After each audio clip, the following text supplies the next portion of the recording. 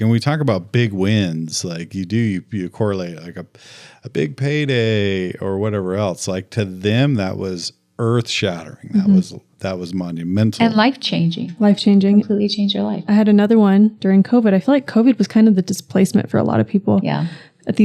Some people I was working with wanted to sell their rental property. There was tenants in the rental property, and they wanted me to help them find another rental. I was like, let's just find you a house you can buy, because they thought, you had to have 20% down and you had to have all of these things. And I was like, no, like you can get into it basically for the price of a rental. They had good, consistent jobs and they just didn't know.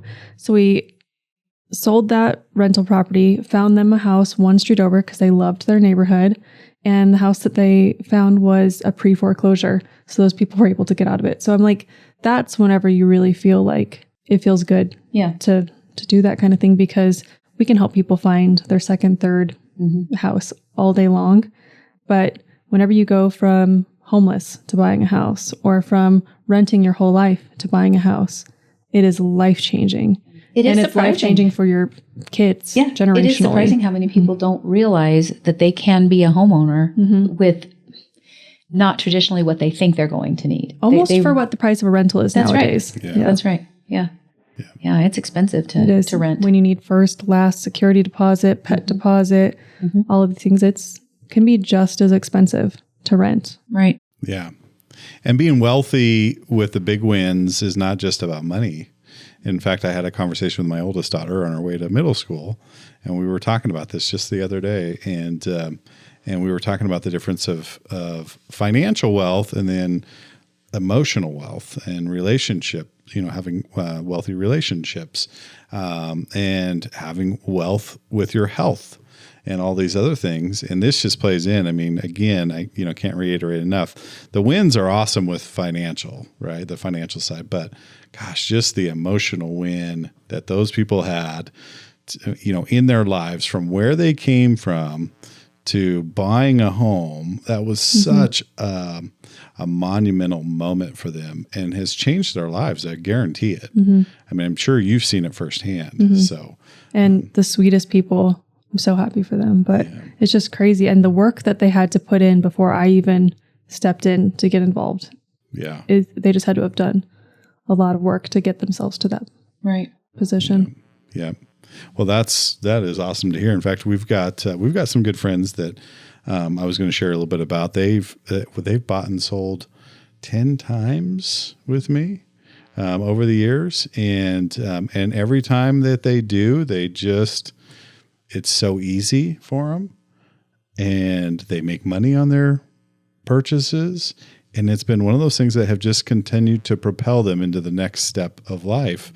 And they would have never been at the point that they are without having made those moves years ago. And so I just say that to say this is never too late. Always try to make those moves, because then things they speed up, right? They get quicker.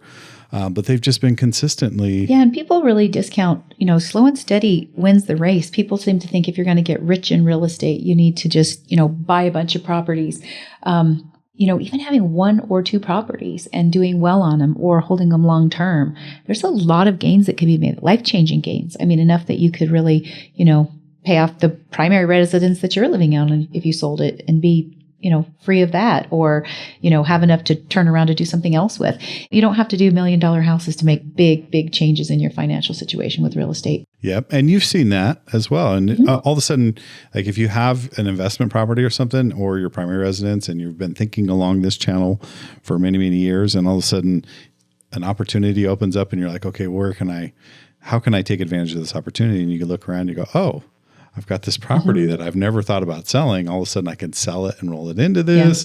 All of a sudden all these options become, a lot more clear. And when we can start leading people to making good decisions, I think that's one of the best rewards about what we do, is when we're showing people how they can make that happen, how they can do that. I have a young lady, that I've worked with for quite a few years, and she was a financial planner, and she was actually a realtor. I think you know who she is, financial planner, and she was a realtor. She did real estate while she was going to college, and she just made really good decisions. So over the years, she only did real estate for a short while, but I've been her long-term realtor.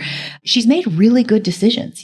She would buy, a small foreclosure, something that was, really kind of a little dog. And she would, do the work herself and work on, like retiling and, redoing a bathroom and redoing these things. And then, maybe a year or two later, she'd buy like another little foreclosure. And, she was kind of slow and steady doing that. She ended up buying a duplex and lived in one side, and the other side was, paid for the mortgage. So she was able to, have her housing paid for. Eventually bought another house for her, which was a foreclosure, did some great work. She worked really hard on, because she's a financial planner, she's very smart, making payments differently so that she could pay down interest faster, things of that nature. I'll tell you, in the last couple of years, we have sold off all of her rentals. She's living in her only house, which I believe at this point she's free and clear on. She has benefited so well from this. And here she is, really, and I believe honestly, she's just in her early 40s, but she's already, been able to move out of the corporate life. She works from home. She does just some consulting type work, and she has sold off her properties, and she's basically got hers paid for and is really financially well off. She made all the right moves. Mm-hmm. She didn't try to overdo anything. She didn't overextend herself. She didn't try to buy the flashy properties. She just made good decisions. And that's really rewarding. That's really rewarding when you can walk through someone like that. And she may never need me again now because, she's doing good, and she doesn't want to be working and doing it there anymore. I can do other things for her. Honey. And, I can do other things for her. It's crazy though. We're all saying is someone made the decision. Yeah. You have to make a decision, because you see a lot of times people being like, well, I just need to wait. I'm just waiting. I need to save up more. I want to put the 20% down so I don't have to do PMI. And I was just talking to Ben the other day about this. I'm like, one thing I feel like most successful people have, they make a decision.